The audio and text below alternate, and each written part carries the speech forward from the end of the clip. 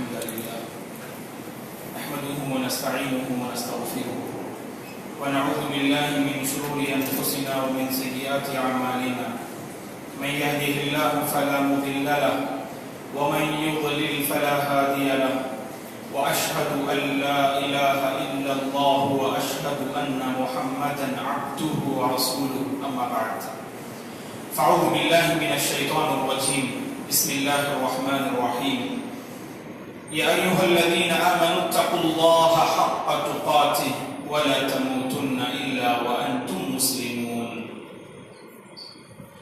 يا أيها الناس اتقوا ربكم الذي خلقكم من نفس واحدة وخلق منها زوجها وبث منهما رجالا كثيرا ونساء واتقوا الله الذي تساءلون به والأرحام إن الله كان عليكم رقيبا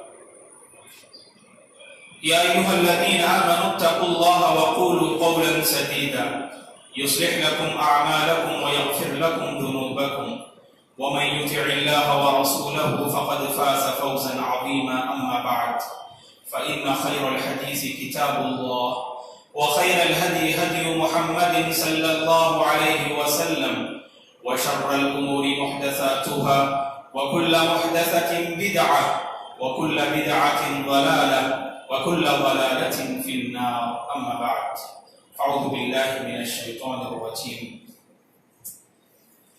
ولقد خلقنا الإنسان ونعلم ما توسوس به نفسه ونحن أقرب إليه من حبل الوريد إذ يتلقى المتلقيان عن اليمين وعن الشمال قعيد ما يلفظ من قول إلا لديه رقيب عتيد وجاءت سكرة الموت بالحق ذلك ما كنت منه تحيد ونفخ في الصور ذلك يوم الوعيد وجاءت كل نفس معها سائق وشهيد لقد كنت في غفلة من هذا فكشفنا عنك غطاءك فبصرك اليوم حديد وقال قرينه هذا ما لدي عتيد ألقيا في جهنم كل كفار عنيد مناع للخير معتد مريب الذي جعل مع الله إلها آخر فألقياه في العذاب الشديد قال قرينه ربنا ما أطغيته ولكن كان في ضلال بعيد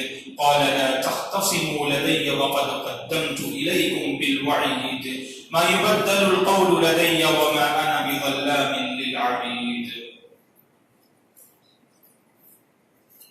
الذين يأكلون الربا لا يقومون إلا كما يقوم الذي يتخبطه الشيطان من المس ذلك بأنهم قالوا إنما البيع مثل الربا وأحل الله البيع وحرم الربا فمن جاءه موعظة من ربه فانتهى فله ما سلف وأمره إلى الله ومن عاد فأولئك أصحاب النار هم فيها خالدون تمام تعریفیں بزرگی اور بڑائی اس اللہ وحدہ لا شریک کے لیے ہے جس نے اس ساری کائنات کو پیدا کیا درود اور سلامتی ہو رحمت للعالمین صلی اللہ علیہ وسلم پر جنہوں نے اس دین کو بڑی ہی محنت اور مشقت کے ساتھ پہنچایا درود اور سلامتی ہو سید المرسلین صلی اللہ علیہ وسلم کے اصحاب رضوان اللہ علیہم اجمعین پر تابعین اور تبع تابعین پر تمام مؤمن مرد اور عورتوں پر اللہ کی رحمت اور اس کی سلامتی ہو آمین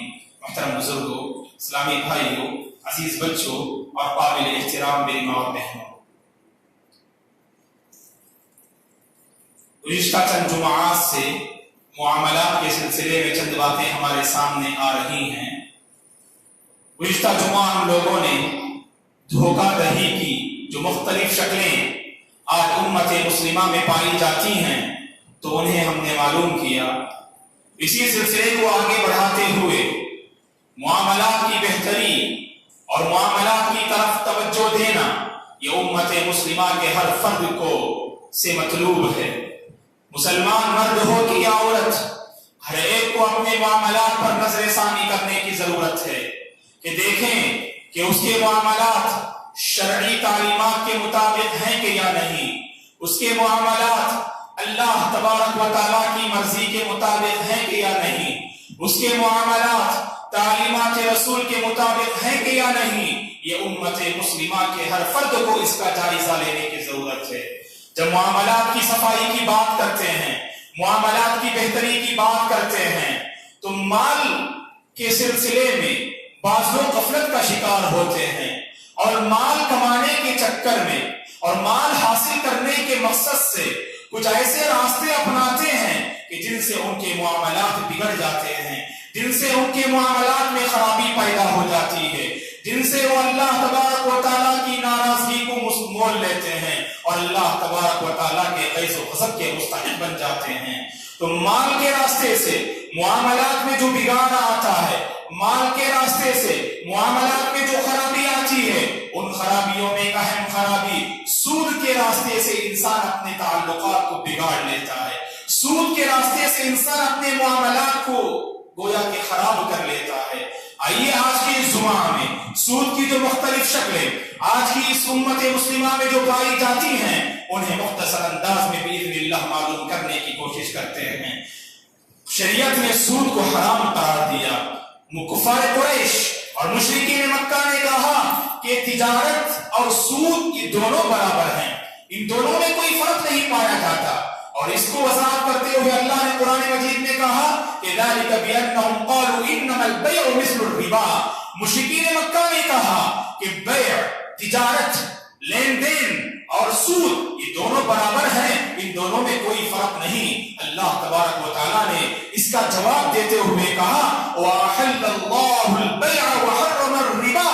اللہ تبارک و تعالیٰ نے بیع کو حلال کر دیا ہے، اللہ تبارک و تعالیٰ نے تجارت کو، خرید و فروخت کو، لین دین کو اللہ نے حلال قرار دیا ہے، اور سود کو اللہ نے حرام قرار دیا ہے۔ تو اس آیت سے پتہ چلا کہ سود کے جتنے معاملات ہیں وہ سب حرمت پر دلالت کرتے ہیں، وہ سب حرام ہیں، جن سے امت مسلمہ کے ہر فرد کو بچنا ضروری ہے۔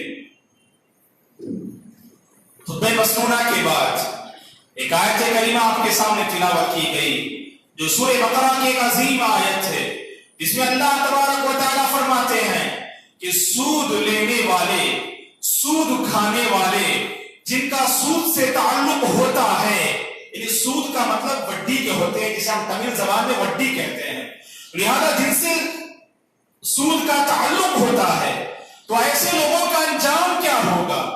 انتقال کے بعد ایسے لوگ جب قیامت کے دن میدان محشر کی عدالت میں رب العالمین کے سامنے جب کھڑے ہوں گے تو ایسے لوگ کس حال میں کھڑے ہوں گے؟ تو سورہ بقرہ میں ان لوگوں کا نقشہ کھینچتے ہوئے اللہ نے کہا الذین یأکلون الربا لا یقومون الا کما یقوم الذی یتخبطہ الشیطان من المس، کہ جو لوگ سود کھاتے ہیں کل قیامت کے دن قبروں سے یہ اٹھیں گے تو ان کا حال کیا ہوگا، ان کی حالت کیا ہوگی؟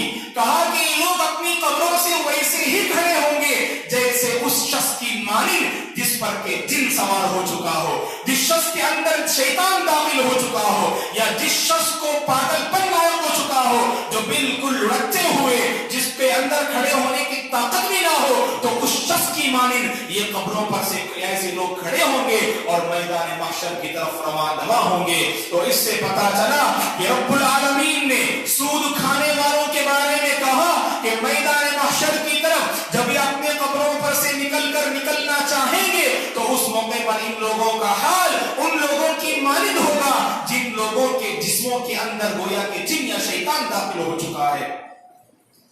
اور اسی طرح رسول اللہ صلی اللہ علیہ وسلم نے سود کھانے والوں کے انجام کے متعلق کہا کہ اجتنبوا السبع الموبقات، اجتنبوا السبع الموبقات، کہ تم 7 ہلاک کو برباد کر دینے والے گناہوں سے بچو۔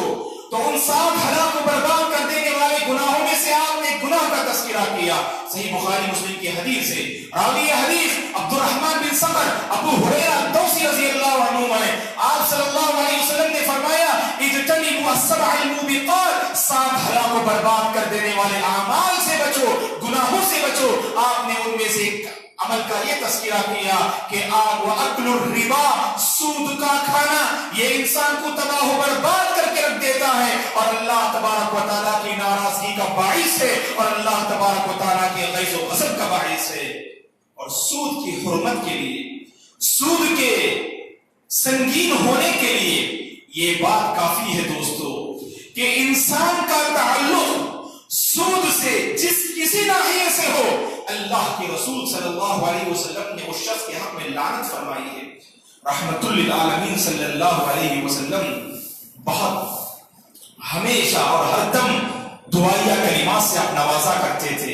یہ سنت رسول ہے، یہ رحمت عالم کی پہچان ہے کہ آپ مظلوم، آپ صلی اللہ علیہ وسلم دشمنان اسلام کے حق میں بھی آپ دعائیہ کلمات سے نوازتے تھے۔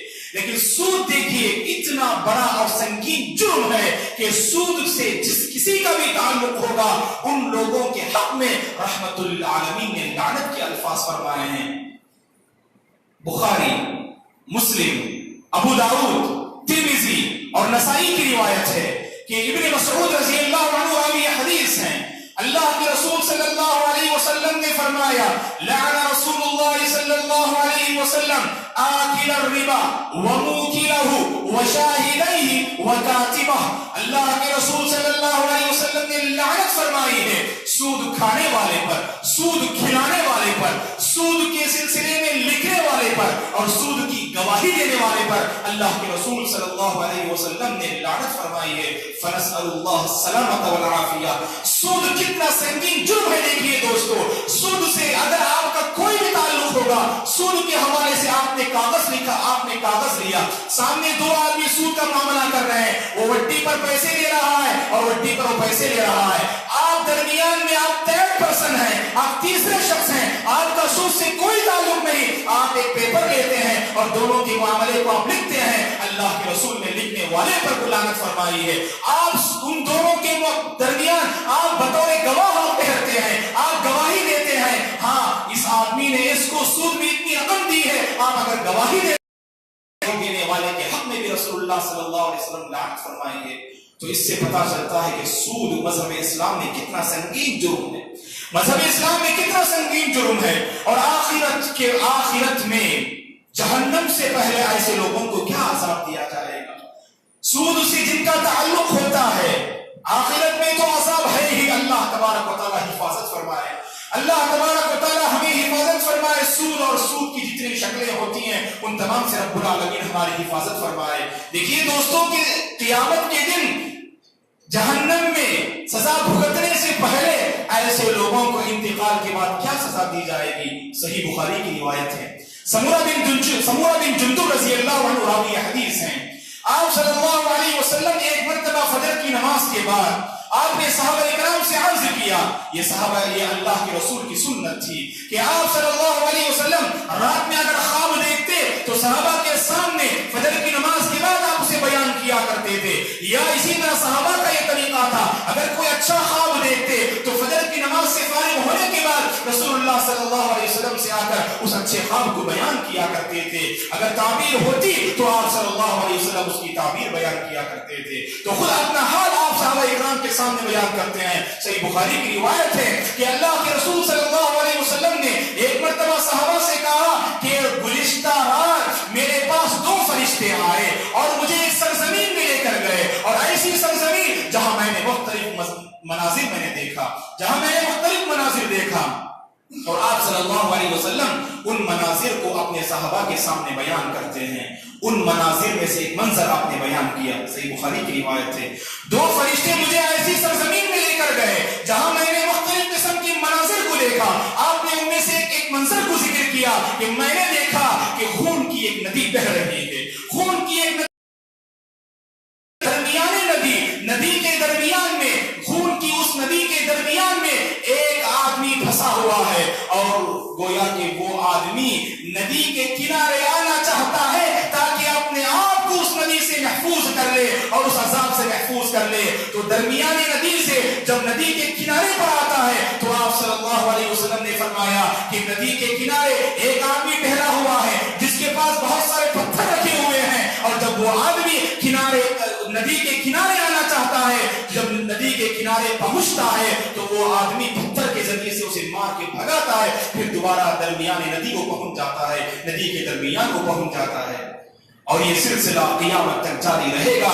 آپ صلی اللہ علیہ وسلم نے فرمایا، اور پھر آپ صلی اللہ علیہ وسلم فرماتے ہیں میں نے فرشتے سے پوچھا کہ اے فرشتہ یہ کون ہے جسے سزا دی جا رہی ہے. تو فرشتے نے کہا ہم آکل الربا, یہ سود کے کھانے والے ہیں کہ جن کے مال میں سود کا شائبہ ہوا کرتا ہے. ایسے لوگوں کو اللہ تعالیٰ انتقال کے بعد اور قیامت سے پہلے اس طرح کی سزا میں مبتلا کریں گے. تو امام ذہبی رحمۃ اللہ علیہ اس حدیث کی شرح کرتے ہوئے فرماتے ہیں کہ سود کے سنگین جرم ہونے کے لیے یہ بات کافی ہے کہ اللہ تبارک و تعالیٰ سود سے جن کا تعلق ہوگا ایسے لوگوں کو انتقال کے بعد سے قیامت تک اس طرح کے بھیانک عذاب میں اللہ رب العالمین مبتلا رکھیں گے. اللہ تبارک و تعالیٰ ہمیں اس کی حفاظت فرمائے.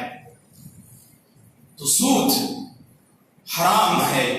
اللہ کے رسول صلی اللہ علیہ وسلم نے سود کے کھانے والے اور کھلانے والے اور اس کے لکھنے والے اور گواہی دینے والے کے حق میں اللہ کے رسول صلی اللہ علیہ وسلم نے لعنت فرمائی ہے. سود کی مختلف شکلیں آج ہمارے اس امت مسلمہ میں رائج ہیں. سود کی ایک شکل یہ ہوا کرتی ہے کہ آپ اگر کسی کو 100 روپیہ اگر دیتے ہیں بطور قرض, اگر واپس لیتے ہوئے دونوں کے درمیان یہ بات طے ہوتی ہے کہ واپس کرتے ہوئے قرض لینے والا 110 روپیہ واپس کرے گا تو 10 روپیہ زائد رقم آپ لیتے ہیں. اہل علم نے کہا کہ سود ہے اور ایک قاعدہ وضع کیا کہ کل قرض جر نفعا فهو ربا, ہر وہ قرض جس سے آپ کو فائدہ حاصل ہو, جس کے ذریعے سے آپ کوئی فائدہ لینا چاہتے ہیں, گویا کہ اس فائدے کا تعلق سود سے ہوا کرتا ہے. آپ قرض دیا کیجئے اور قرض دیتے ہوئے آپ کے اندر کسی قسم کا کوئی اس طرح کی چاپلوسی نہیں ہونی چاہیے. اگر آپ یہ طے کرتے ہیں کہ ہم اتنی رقم آپ کو قرض میں دیں گے, جیسا کہ اکثر بینکوں میں دیکھا جاتا ہے, بینک میں جو قرض دیتے ہیں وہ انٹرسٹ پر دیتے ہیں, وہ سود پر دیتے ہیں. ایک تو بینک کا معاملہ ہے. خود امت مسلمہ میں بعض ایسے مالدار احباب ہیں جن کو اللہ نے دولت سے نوازا ہے لیکن کمانے کا غلط راستہ اپناتے ہیں, لوگوں کی مدد کرتے ہیں لیکن مدد اس طرح سے کرتے ہیں اگر وہ 10,000 روپئے دیتے ہیں تو واپس ہی انہیں 11,000 روپئے دینا ہے. تو جو زائد رقم لے رہے ہیں یہ سود کی رقم ہے. اسی طرح سے لوگ ضرورت پڑنے پر بینکوں سے قرض حاصل کرتے ہیں یا اس طرح جو مالدار احباب ہیں ان سے قرض سود پر لیتے ہیں, انٹرسٹ پر لیتے ہیں, اور جب واپس کرنے کی باری آتی ہے جو رقم انہوں نے لی تو اس سے زائد رقم عطا کرتے ہیں. یہ بھی سود کی ایک شکل ہے دوستوں. اور اسی طرح سے اللہ کے رسول صلی اللہ علیہ وسلم نے ایک تجارت سے منع فرمایا ہے. اس تجارت کو احادیث کے الفاظ میں اگر ہم کہیں تو بیع العینہ کہا جاتا ہے. یہ بیع العینہ نامی تجارت کیا ہے؟ اللہ کے رسول صلی اللہ علیہ وسلم نے اس کی وضاحت کرتے ہوئے فرمایا کہ بیع العینہ کا تعلق سود سے ہے اور حرام مال سے اس کا تعلق ہے. اس میں دو آدمی کیا کرتے ہیں, ایک آدمی اپنا سامان کسی کو بیچتا ہے اور اس سے قیمت نہیں لیتا ہے, دونوں کے درمیان یہ بات طے ہوتی ہے, وہ قیمت بعد میں ادا کرے گا, لیکن قیمت ادا کرنے سے پہلے جس آدمی نے اپنا سامان بیچا تھا تو وہی آدمی اس آدمی سے وہی چیز خرید لیتا ہے. لیکن اگر یہ چیز 10,000 روپے میں دیتا ہے لیکن اس سے 7,000 روپے میں خرید لیتا ہے, اس آدمی نے اس کے حوالے پیسے نہیں کیے تھے لیکن بیچنے والا جس آدمی کو اس نے بیچا ہے ایک مدت کے گزر جانے کے بعد وہی چیز اس سے واپس لے لیتا ہے. دراصل یہ بھی سود کی شکل ہے. اہل علم نے کہا اس کا تعلق بھی سود سے ہے اور یہی وہ بیع العینہ ہے جس سے اللہ کے رسول صلی اللہ علیہ وسلم نے منع فرمایا ہے. تو لہذا سود کی جو مختلف شکلیں ہیں تو اس سے بچنا ضروری ہے. اہل علم نے کہا کہ جس کے اندر بھی زیادتی پائی جائے اس کا تعلق سود سے ہوا کرتا ہے. اور اس کی وضاحت کرتے ہوئے اللہ کے رسول صلی اللہ علیہ وسلم نے فرمایا, صحیح بخاری کی حدیث ہے, ابو سعید الخدری رضی اللہ عنہ راوی حدیث ہے, آپ صلی اللہ علیہ وسلم نے فرمایا کہ اگر تم اناج کا اگر بیپار کرنا چاہتے ہو, اناج کی تجارت کرنا چاہتے ہو تو تماثل شرط ہے دونوں کے. اگر آپ 1 کلو چاول دے کر اگر 2 کلو چاول اگر آپ خریدتے ہیں یہ سود ہے. 1 کلو جو دے کر 2 کلو جو آپ خریدتے ہیں یہ سود ہے. الشعیر بالشعیر والتمر بالتمر والملح بالملح یدا بیدا, یہ آپ صلی اللہ علیہ وسلم نے فرمایا یعنی اگر آپ کسی بھی قسم کا معاملہ کرتے ہیں اس میں اگر زیادتی چاہتے ہیں آپ تو اس کا تعلق سود سے ہوا کرتا ہے. برابری شرط ہے اس تجارت کے صحیح ہونے کے لیے, اس تجارت کے صحیح ہونے کے لیے برابری شرط ہے. اسی طرح سے ایک اہم مسئلہ ہے سود کے حوالے سے. ہم میں سے بہت سارے لوگ ایسے ہوتے ہیں کہ جن کا اکاؤنٹ ہوا کرتا ہے, کہ جن کے बैंक में कुछ बैलेंस हुआ करता है, बैंक में अपनी रकम हम जमा करते हैं, लेकिन आप में से बहुत सारे लोगों को इस बात का इल्म होगा कि वक्तन फवक्तन बैंक हमें अपने अकाउंट में इंटरेस्ट के नाम पर कुछ रकम देती है। आप लोग अगर अपने अकाउंट का जायजा लेंगे तो आपको पता चलेगा कि वक्तन फवक्तन आपको मैसेज आएगा। अगर आप देखें कि इंटरेस्ट क्रिएटेड नामी कुछ रकम आपके अकाउंट में आती है कि जितनी आपकी बड़ी रकम होगी उसी कदर इंटरेस्ट की, सूद की बड़ी रकम आपके अकाउंट में आया करती है वक्तन फवक्तन।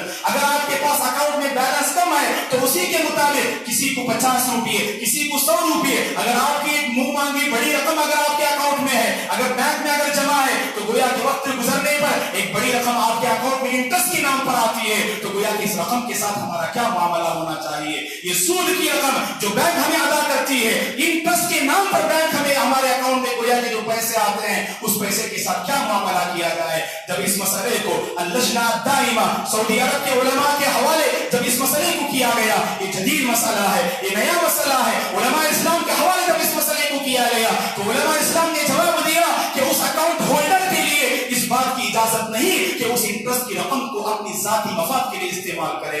इस बात को अच्छी तरह से जहन में रख लें। अगर आपको पता है कि आपके अकाउंट में 1000 रुपये इंटरेस्ट के नाम पर जमा हुआ है, तो आपको चाहिए कि अपने जाती मफाद के लिए या अपने घर वालों के लिए उस 1000 की रकम को इस्तेमाल करना जायज नहीं है। अगर आप इस्तेमाल करते हैं तो सूद की रकम आप इस्तेमाल करते हैं, तो गोया कि जिन लोगों की हमें वईद सुनाई गई है उनमें हमारा शुमार हो जाएगा। अल्लाह हमारी इसकी हमारी हिफाजत फरमाए। तो बहरहाल उस रकम के साथ क्या मामला होना चाहिए। आपको पता है कि आपके अकाउंट में 1000 रुपये इंटरेस्ट के नाम पर क्रिएट हुआ है, तो आपको चाहिए कि 1000 रुपया आप निकाल दें। आप उसे कहां इस्तेमाल करना चाहिए। उलमा इस्लाम ने कहा कि आप उसे काफिर जो जरूरतमंद हैं, जो मोहताज हैं, या मुसलमानों में जो मोहताज हैं, जो वाकई जरूरतमंद हैं, तो ऐसे लोगों के आप हवाले कर सकते हैं। या इसी तरह से ऐसे मकाम पर आप खर्च कर सकते हैं कि जिस मकाम पर खर्च करना मुस्तहब ना हो, तो ऐसे मकाम पर आप खर्च कर सकते हैं कि कहीं आपने जो है दौलत मियाँ का आपने कॉलेज का इंतजाम कर दिया, या कोई ऐसे रिफाही काम में अगर आपने लगा दिया तो कोई हर्ज नहीं है। इसी तरह से जो जरूरतमंद हैं, तंदुरुस्त हैं, मोहताज और फकीर हैं, ऐसे लोगों में आप उस रकम को खर्च कर सकते हैं। लेकिन अपने जाती इस्तेमाल में उस रकम का इस्तेमाल ये सूद पर मुश्तमिल शक्ल है, जिससे बचना जरूरी है। और बहुत सारे लोग ये दावा करते हैं दोस्तों, जब सूद की बात हम करते हैं, आप तो सूद से मना करते हैं, मज़हब इस्लाम ने हमें सूद से मना किया है, लेकिन देखते हैं कि सूद लेने से माल में इजाफा होता है। ये बहुत सारे लोगों का तसव्वुर होता है। अल्लाह रहम फरमाए, मालदार हजरात को अल्लाह ताला रहम फरमाए, और इस तरह की जो गलत रास्ते हैं अल्लाह तबारक व तआला इससे हिफाजत फरमाए कि सूद इसलिए देते, सूद पर इसलिए कर्ज देते हैं, वो समझते हैं कि सूद पर अगर हम कर्ज देंगे तो हमारे माल में इजाफा होगा, हमें प्रॉफिट नसीब होगा। अल्लाह ताला ने कुरान मजीद में इसका जवाब देते हुए कहा, वमा आतैतुम मिन रिबन लियरबु फी अमवालिन नास फला यरबु इंदल्लाह। सूरह रूम की आयत करीमा है, जो माल तुम सूद में देते हो इस नियत के साथ कि तुम्हारे माल में इजाफा होगा, याद रखना कि अल्लाह के पास इस माल में बढ़ोतरी नहीं होती है। अल्लाह तबारक व तआला इस तरह के माल को खत्म करके रख देते हैं। ये महबुल्लाहुर रिबा, अल्लाह तबारक व तआला सूद को मिटा देते हैं। इस आयत की शरह करते हुए मुफस्सिरीन ने लिखा है, अल्लाह सूद को मिटा देते हैं, क्या मतलब है। एक तो ज़ाहिरी मतलब ये है, ऐसे बंदे के माल से अल्लाह ताला बरकत को मिटा देते हैं। अल्लाह तबारक व तआला उस बंदे की जिंदगी में परेशानियां और दीगर मुसीबतें अल्लाह ताला मुसीबतों में उसको मुब्तला कर देते हैं। आप अगर जायजा लेंगे तो पता चलेगा कि जो सूद लेने वाले या सूद देने वाले जो लोग होते हैं, उनकी जिंदगी आप देखिए दोस्तों, उनकी जिंदगी को आप पढ़कर देखिए, उनकी जिंदगी में चैन नजर नहीं आएगा, उनकी जिंदगी में इत्मीनान नजर नहीं आएगा, उनकी जिंदगी में बरकत नजर नहीं आएगी। लाखों रुपए कमा रहे हैं फिर भी परेशान हाल नजर आएंगे, जिंदगी के किसी ना किसी नाहिए से वो परेशान हाल नजर आएंगे, क्योंकि अल्लाह बरकत को मिटा देते हैं, चैन सुकून को खत्म कर देते हैं। ये तो ज़ाहिरी मतलब है और मानवी मतलब है। ऐसे बंदे की इबादतें अल्लाह के दरबार में रायगा हो जाती हैं, ऐसे बंदे की अमाल अल्लाह के पास कबूल नहीं होती हैं, उसकी ना नमाजें कबूल, ना ज़कात कबूल। अगर वो बंदा हज करता है तो ना हज कबूल, अगर रोजे रखता है तो ना रोजे कबूल, अगर दुआ करता है तो ना दुआ कबूल होगी। ऐसे बंदे की सारी इबादतें रब्बुल आलमीन के दरबार में रायगा हो जाती हैं। ये सबसे बड़ा नुकसान है दोस्तों, जो सूद खाने वाले, सूद लेने वाले, सूद देने वाले और सूद की गवाही देने वालों को जो सबसे बड़ा नुकसान लायक होता है। अल्लाह तबारक व तआला ऐसे बंदों की इबादतें कबूल नहीं करते हैं। اور اسی کی وضاحت کرتے ہوئے اللہ کے رسول صلی اللہ علیہ وسلم نے فرمایا جب بندہ سفر کی حالت میں رہتا ہے تو سفر کی حالت میں انسان کی دعا قبول ہوتی ہے. مسافر کو چاہیے کہ حالت سفر میں اللہ سے دعا کرے, لیکن وہ بندہ جو سفر کی حالت میں ہے, جو بالکل پراگندہ ہے, اللہ سے ہاتھیں اٹھا کر آسمان کی طرف اپنے ہاتھ اٹھا کر اللہ سے گر گراتے ہوئے مانگتا ہے, لیکن اللہ کے رسول نے فرمایا, صحیح مسلم کی روایت ہے, اس کا کھانا حرام, اس کا پینا حرام, اس کا پہننا حرام, فَأَنَّىٰ يُسْتَجَابُ لِذَلِكَ. تو ایسے بندے کی دعا اللہ تعالیٰ کہاں سے قبول فرمائیں گے؟ آپ اللہ تعالیٰ کی عبادت کرتے ہیں, آپ سود لیتے ہیں اور سود دیتے ہیں, پھر بھی آپ مسجدیں آتے ہیں, مسجدوں کو آباد کرنے والے اگر ہیں تو سمجھ لیجئے دوستو کہ ہمارے معاملات میں خلل ہونے کی وجہ سے, معاملات میں بگاڑ ہونے کی وجہ سے یہ عبادتیں اللہ کے پاس قبول نہیں ہوتی ہیں. اور سود کے سنگین جرم ہونے کے لیے یہ بات کافی ہے. اللہ نے قرآن مجید میں سورہ بقرہ میں کہا کہ جن کا سود سے وڈی سے تعلق ہوتا ہے ایسے لوگ اللہ اور اس کے رسول سے جنگ کرنے کے لیے تیار ہو جائیں. اللہ اکبر. اللہ تبارک و تعالیٰ اس آیت میں کتنی وعید سناتے ہیں, یا ایھا الذین آمنوا اتقوا اللہ وذروا ما بقی من الربا ان کنتم مؤمنین. اے ایمان والو تم اللہ سے ڈرو اور سود کو چھوڑ دو. اگر تم سود کو نہیں چھوڑو گے, اگر تم سود کو نہیں چھوڑو گے, فإن لم تفعلوا فأذنوا بحرب من اللہ ورسولہ. اللہ سے لڑنے کے لیے تیار ہو جاؤ, رسول سے لڑنے کے لیے تیار ہو جاؤ. دراصل سود لینے والے, سود دینے والے اللہ سے بغاوت کا اعلان کرتے ہیں, اللہ سے جنگ کا اعلان کرتے ہیں. وہ دنیا میں کون بندہ ہے دوستو جو اللہ سے جنگ کرتے ہوئے کامیاب ہو جائے, جو اللہ سے لڑتے ہوئے کامیاب ہو جائے؟ یہ کتنا سنگین جرم ہے جسے لوگ سنگین نہیں سمجھ رہے ہیں, جس کی وجہ سے ضرورت پڑتی ہے تو سود لے لیتے ہیں, اور معاملات کی بات آتی ہے, مال کمانا چاہتے ہیں اور اسی طرح سے اپنی ضروریات اگر پوری کرنا چاہتے ہیں تو اپنے لیے سود کا دروازہ کھول دیتے ہیں. تو اس سلسلے میں ہم یہی پیغام دینا چاہتے ہیں, مال یہ اللہ کی بہت بڑی نعمت ہے. یقیناً مال اللہ کی بہت بڑی نعمت ہے. اسے حاصل کرنے کے لیے صحیح راستے اپنائیے, اسے حاصل کرنے کے لیے صحیح راستے اپنائیے, اور یاد رکھنا کہ مال حاصل کرنے میں اللہ کا خوف اختیار کرنا چاہیے. بہت سارے لوگ ہیں جو مال حاصل کرنے کے چکر میں, مال کو جمع کرنے کے چکر میں غلط راہ کو اپنا لیتے ہیں, اور انہیں غلط راستوں میں یہ سود والی راہ ہے, یہ سود کا راستہ ہے جس سے بچنا امت مسلمہ کے ہر فرد پر ضروری ہے. تو اسی لیے دوستو مال ضرور حاصل کریں, مال حاصل کرنے پر شریعت ابھارتی ہے. ایسا نہیں کہ آپ مال حاصل نہ کریں, لیکن جائز راستے اللہ نے رکھے ہیں تجارت کے ذریعے سے, اور اپنے پسینے بہا کر, اور جو تجارت کے بیع و لین دین کے اور اسی طرح سے مال حاصل کرنے کے جو جتنی چاہے شکلیں ہو سکتی ہیں ان راستوں کو اپنا کر ہم مال کو جمع کر سکتے ہیں. لیکن غلط راستے سے اگر آپ نے 1 روپیہ بھی حاصل کیا, یہ 1 روپیہ ہماری زندگی کو تباہ و برباد کر کے رکھ دے گا, ہماری تجارت کو تباہ و برباد کر کے رکھ دے گا. ایسا عقیدہ ہمارا ہونا چاہیے. اگر ہمارا ایسا ایمان ہوگا تو یقیناً انسان کے پاس کتنی بڑی رقم کیوں نہ آئے, کتنی بڑی رقم کیوں نہ آئے, اس بڑی رقم کو ہرگز حاصل نہیں کرے گا اگر وہ ناجائز طریقے سے حاصل کرنا ہو. ہم جانتے ہیں بستی میں کتنے ایسے نوجوان ہیں جن کے بارے میں خبر ملتی ہے اگر وہ مال کمانا چاہیں تو چند دنوں میں وہ کروڑپتی بن سکتے ہیں, لکھپتی بن سکتے ہیں, لاکھوں روپے کما سکتے ہیں. لیکن نوجوان جن کی زندگی میں اللہ تعالیٰ نے دینداری عطا فرمائی ہے, انہیں پتا ہے کہ جو دین راستوں سے اگر ہم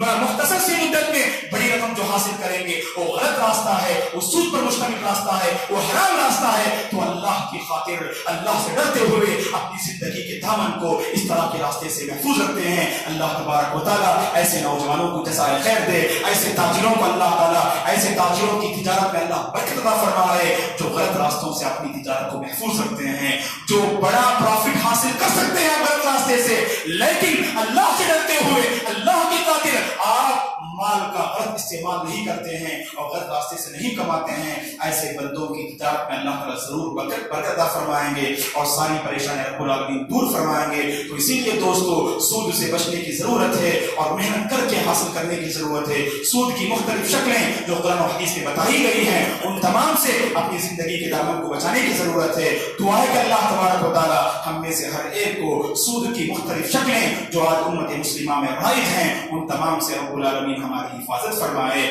سود لینے، سود دینے، سود کے سلسلے میں لکھنے اور سود کی گواہی دینے سے رب العالمین ہمیں محفوظ رکھے. حلال راستوں سے مال حاصل کرنے کی توفیق عطا فرمائے، جائز راستوں سے مال حاصل کرنے کی توفیق عطا فرمائے، اور اسی طرح سے جو ہماری ضرورتیں ہیں جائز راستوں سے اسے پورے کرنے کے رب العالمین ہمیں توفیق عطا فرمائے. اور اسی طرح دوستو ایک اور بات جسے ذکر کرنا میں مناسب سمجھتا ہوں کہ اکثر لوگ سود کا دروازہ اس لیے کھٹکھٹاتے ہیں کہ غلط رسم و رواج ہوتے ہیں. غلط رسم و رواج کو مکمل کرنے کے لیے انسان سود کا دروازہ کھٹکھٹاتا ہے، یا انسان کی زندگی میں قناعت نہیں ہوتی ہے. اللہ نے جتنا مال آپ کو دیا ہے اس پر رضامندی کا اظہار کیجیے، اللہ کا شکر بجا لائیے. جب اپنے سے بڑے لوگوں کو آپ دیکھیں گے تو ناشکری کا جذبہ پیدا ہوگا، اپنے سے ماتحت لوگوں کو آپ دیکھیں گے تو آپ کے اندر شکر گزاری پیدا ہوگی. تو انسان اپنی زندگی کو بدلنے کے لیے، اپنی لائف اسٹائل کو بدلنے کے لیے، یا ناجائز جو رسم و رواج آج ہمارے اپنے شادی بیاہ میں مختلف پروگرام میں نظر آتے ہیں ان کو پورا کرنے کے لیے ہمارے پاس طاقت نہیں ہوتی ہے. لوگوں کے پاس جب پیسے لینے جاتے ہیں، بینکوں میں جب لینے جاتے ہیں، وہ انٹرسٹ پر رقم دیتے ہیں. اسے حاصل کرنے کے لیے ہم مجبور ہو جاتے ہیں. اگر زندگی میں قناعت پسند آئے گی، تعلیمات شریعت کے مطابق اگر ہم اپنی زندگی کو ڈھال لیں گے تو یقیناً ان تمام راستوں سے بچنا ہمارے لیے ممکن ہے. تو اللہ تبارک و تعالیٰ قناعت پسند زندگی ہمیں میسر فرمائے، اور اسی طرح سے جو کچھ ہم کماتے ہیں رب العالمین اس کمائی میں برکت عطا فرمائے. جو کچھ مصیبتیں اور پریشانی ہماری زندگی میں ہیں رب العالمین ان تمام پریشانیوں سے ہماری نجات دلائے. آمین. أقول قولي هذا وأستغفر الله لي ولكم ولسائر المسلمين من كل ذنب فاستغفروه إنه هو الغفور الرحيم.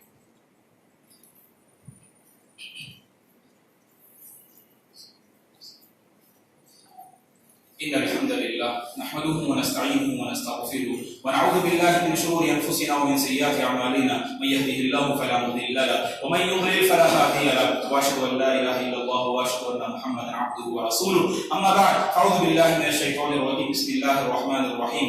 إن الله وملائكته يصلون على النبي يا أيها الذين آمنوا صلوا عليه وسلموا تسليما. اللهم صل على محمد وعلى آل محمد كما صليت على إبراهيم وعلى آل إبراهيم إنك حميد مجيد. اللهم بارك على محمد وعلى آل محمد كما باركت على إبراهيم وعلى آل إبراهيم إنك حميد مجيد. اللهم أعز الإسلام والمسلمين وأذل الشرك والمشركين. ربنا لا تؤاخذنا إن نسينا وأخطأنا، ربنا ولا تحمل علينا إصرا كما حملت على الذين من قبلنا، ربنا ولا تحملنا ما لا طاقة لنا به واعف عنا واغفر لنا وارحمنا أنت مولانا فانصرنا على القوم الكافرين. اللهم آت نفوسنا تقواها وزكها أنت خير من زكاها. اللهم اكفنا بحلالك وحرامك وأغننا بفضلك عمن سواك. اللهم أرنا الحق حقا وارزقنا اتباعه وأرنا الباطل باطلا وارزقنا اجتنابه. اللهم لا تدع لنا ذنبا إلا غفرته ولا هما إلا فرجته ولا دينا إلا قضيته ولا مريضا إلا شفيته ولا حاجة من حوائج الدنيا والآخرة إلا قضيتها يا رب العالمين. اللهم اشف مرضانا ومرضى المسلمين، اللهم ارحم موتانا وموتى المسلمين. اللهم إنا نسألك الهدى والتقى والعفاف والغنى. عباد الله رحمني ورحمكم الله، فاعوذ بالله من الشيطان الرجيم. إن الله يأمر بالعدل والإحسان وإيتاء ذي القربى وينهى عن الفحشاء والمنكر والبغي يعظكم لعلكم تذكرون. اذكروا الله العظيم يذكركم ولذكر الله تعالى أكبر والله يعلم ما تصنعون.